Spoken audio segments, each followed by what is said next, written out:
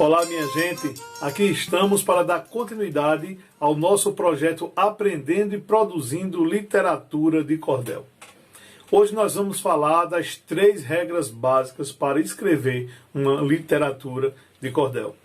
Essas regras são a rima, a métrica e a oração. Vamos começar falando da oração. A oração é o roteiro da história que você vai contar. Então, como qualquer outra coisa que você escreva, o seu cordel ele precisa ter início, meio e fim.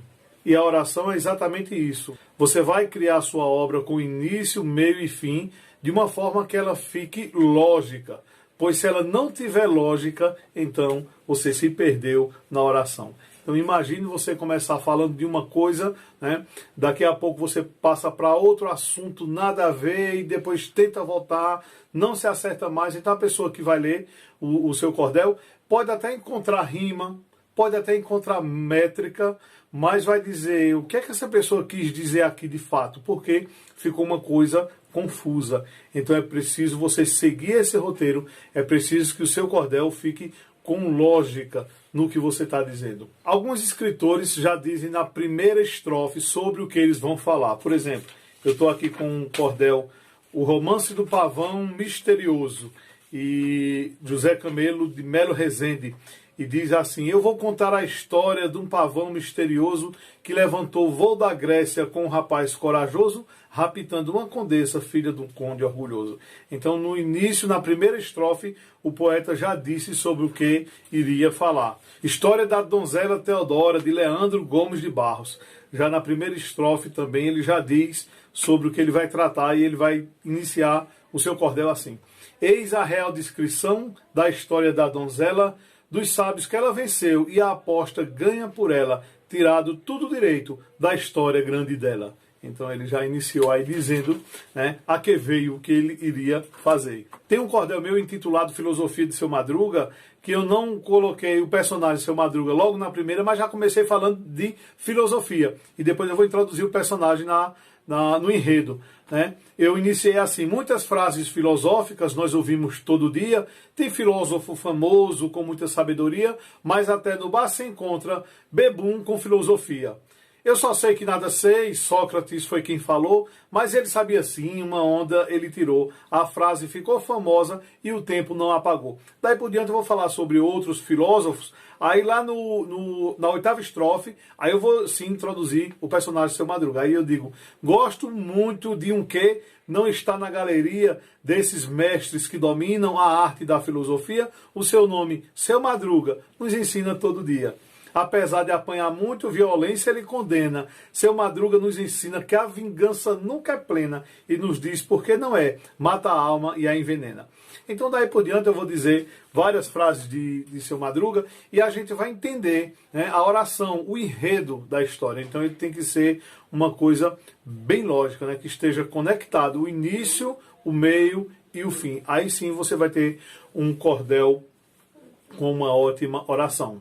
Depois da oração, eu quero falar sobre a estrutura das rimas na cestilha, ou na estrofe construída com 6 versos ou 6 linhas, como muitos chamam. Gente, para a gente colocar as rimas na cestilha é muito fácil, porque os versos que irão rimar serão os versos pares. Ou seja, o verso 2 rimará com o 4 e com o 6. Então fica muito fácil de você dispor as rimas na cestilha.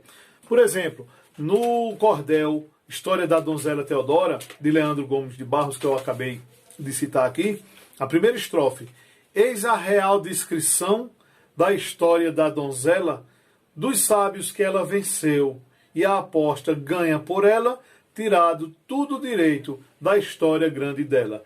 Então percebemos aqui que as rimas estão combinando nos versos pares.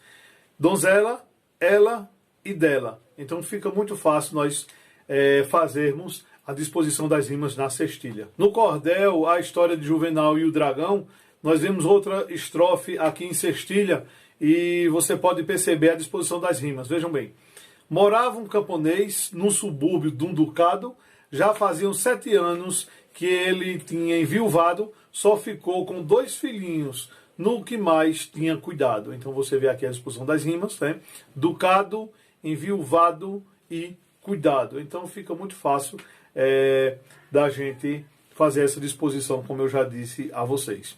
No Romance do Pavão Misterioso, eu quero também trazer o exemplo de uma estrofe, é a terceira estrofe do folheto, para fazer uma observação que eu deveria ter feito quando falei de rimas na outra aula. Depois de gravado, foi que eu lembrei, mas eu vou fazer a observação a partir dessa estrofe. A terceira estrofe diz o seguinte: o velho turco era dono de uma fábrica de tecidos, com largas propriedades, dinheiro e bens possuídos, deu herança a seus filhos, porque eram bem unidos. Qual a observação que eu quero fazer aqui? Evite rimar singular com plural. Aqui está tudo no plural, tá perfeito. Por isso que eu digo, evite, eu deveria ter feito essa observação, né? Mas não rimamos no cordel singular com plural. Por exemplo, se tivesse feito aqui, que não é o caso, imagine que estivesse.